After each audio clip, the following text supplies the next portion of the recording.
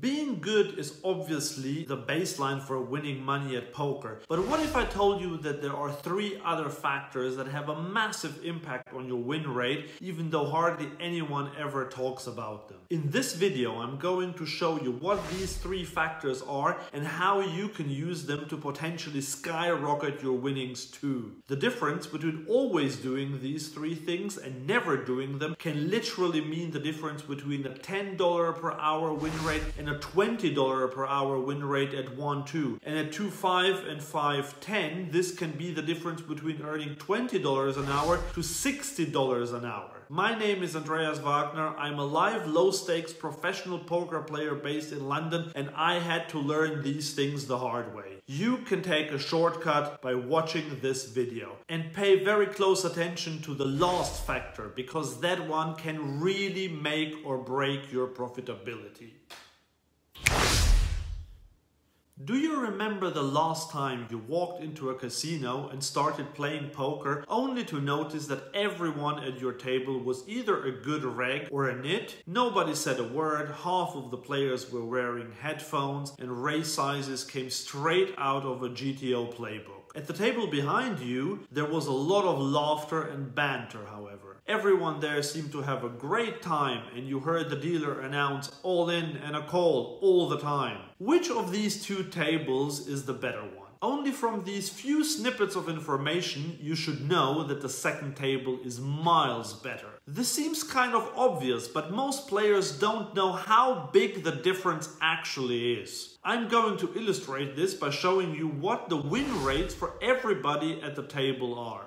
Let's say there are 8 players on each of the tables, and let's assume we're playing 1-2. At the first table, there are 5 regs whose hourly rate is normally around $15 for each of them. 2 nits roughly break even. And there is 1 losing player who donates around $20 per hour. What do you think is your expected win rate in this game? I hate to break it to you, but we can't talk about win rates. The question should be, what do you think is your loss rate in this game? The reason is that on average, the table will have to pay around $80 per hour in rake. But we only have 1 player who loses $20 per hour, so everybody else has to make up for the shortfall. So if you're sitting in this game, you're likely to lose around $5 per hour, even if you're one of the best players at the table. And now let's look at the second table. Let's say there are 2 top pros, 1 good reg, 3 slightly losing players, and 2 big whales. The pros average $20 an hour each. The good reg makes $15. The 3 losing players lose $5 each per hour, and the whales bleed $100 per hour each. The rake at this table will be higher because of the looser action, so let's say it's about $100. So one of the whales basically just pays for the rake.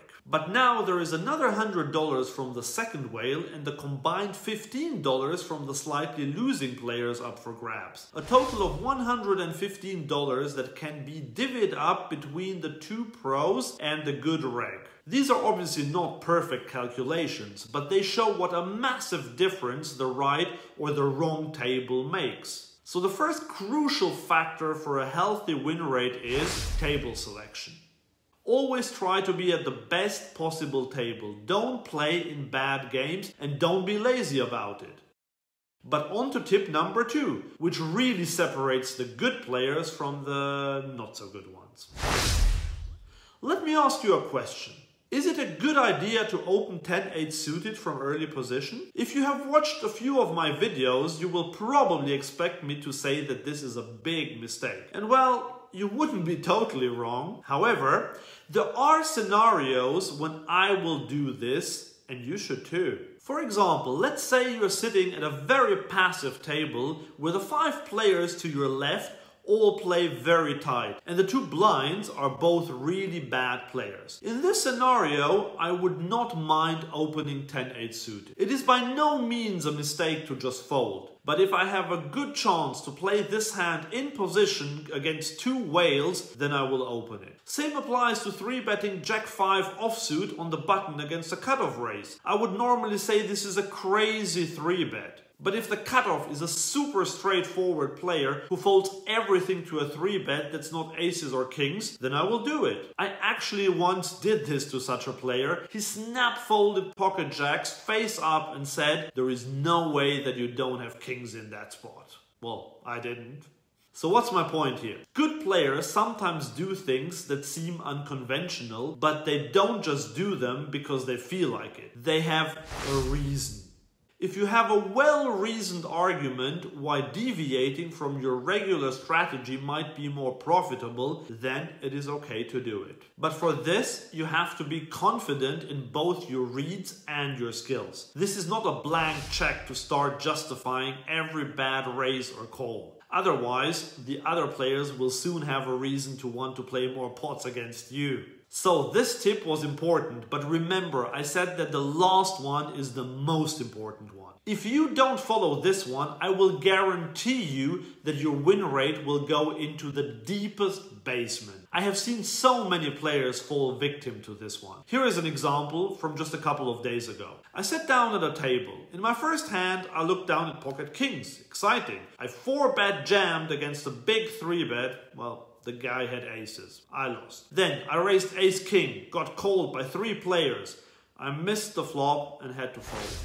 10 minutes later, I check-raised the turn as a bluff and got re-raised and had to fold. And to add insult to injury, I flopped a set of 6s, but the board ran out with a 4 straight and I got bluffed on the river. It was one of those days when absolutely everything went against me. I lost around £1,000 at 1-2 in just 4 hours of play. I'm not telling you this because I want pity. No, I'm telling you this because I'm actually proud how I handled the situation. Don't get me wrong, that session absolutely sucked. But I didn't blow up. I managed to keep my cool, and once I noticed that my decision making was not super sharp anymore, I decided to just quit. I had planned to play for 8 hours, but I left after 4. So many players lose their cool on such a day. They turn their session from a bad one into a horrible one. Especially in live poker, I have seen this happen so many times. Live poker moves at an insanely slow pace. If you lose a big pot, it can take an hour or even longer until you have the chance to play another big pot where you actually have an edge. It requires patience and mental resilience to not just give away your money in such a situation. Many players want to force it, so they make bad bluffs, bad call downs, just bad decisions altogether. Recently, a guy lost a medium-sized pot with aces when his villain's gut shot came in on the river. In the next hand, he punted off his entire stack of almost 400 big blinds. Except that sometimes you will be at the receiving end of a bad beat. And yes, you will make mistakes, and you will make big mistakes. Everybody does, even the best players in the world. And also accept that there will be sessions when you will be card dead. But remember, even if you are card dead, you're actually making money on paper as long as you follow tip number 1 and you sit at a good table. Just by sitting there, you are raking in a decent hourly rate in theory, even if you finish the session with a big fat minus. So don't be the guy who gets angry and loses his cool. Sit with the pain, don't force it, and wait for a spot where you will actually have an edge. And if you notice that you are just too tilted, it is best to leave. And to actually find out how to beat your opponents and improve fast at poker, click on this link here.